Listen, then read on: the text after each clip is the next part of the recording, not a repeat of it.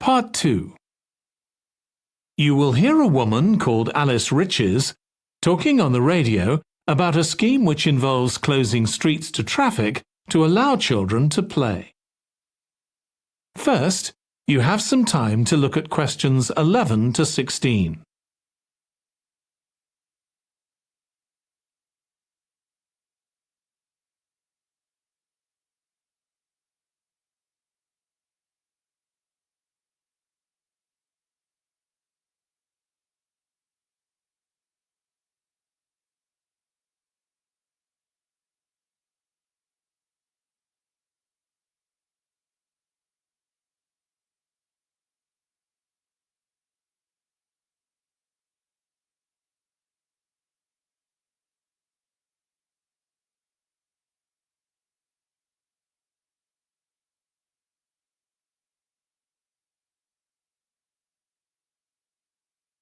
Now listen carefully and answer questions 11 to 16.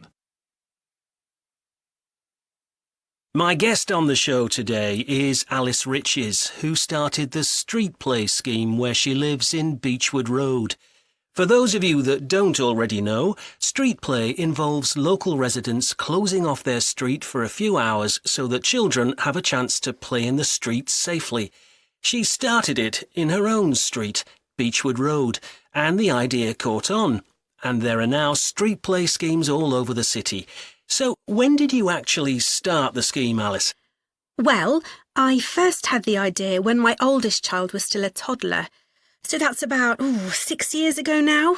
But it took at least 2 years of campaigning before we were actually able to make it happen. So the scheme's been up and running for 3 years now. We'd love to be able to close our road for longer, for the whole weekend, from Saturday morning until Sunday evening, for example. At the moment, it's just once a week. But when we started, it was only once a month. But we're working on it. So what actually happens when Beechwood Road is closed? We have volunteer wardens, mostly parents, but some elderly residents too, who block off our road at either end. The council have provided special signs, but there's always a volunteer there to explain what's happening to any motorists. Generally, they're fine about it. We've only had to get the police involved once or twice. Now, I should explain that the road isn't completely closed to cars, but only residents' cars are allowed.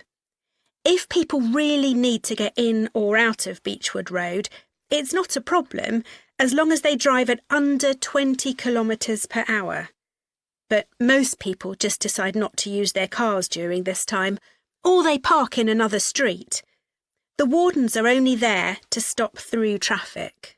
So can anyone apply to get involved in street play? Absolutely. We want to include all kids in the city, especially those who live on busy roads. It's here that demand is greatest. Obviously, there isn't such demand in wealthier areas where the children have access to parks or large gardens, or in the suburbs where there are usually more places for children to play outside. I'd recommend that anyone listening who likes the idea should just give it a go. We've been surprised by the positive reaction of residents all over the city, and that's not just parents. There are always a few who complain, but they're a tiny minority. On the whole, everyone is very supportive and say they're very happy to see children out on the street, even if it does get quite noisy. Before you hear the rest of the conversation, you have some time to look at questions 17 to 20.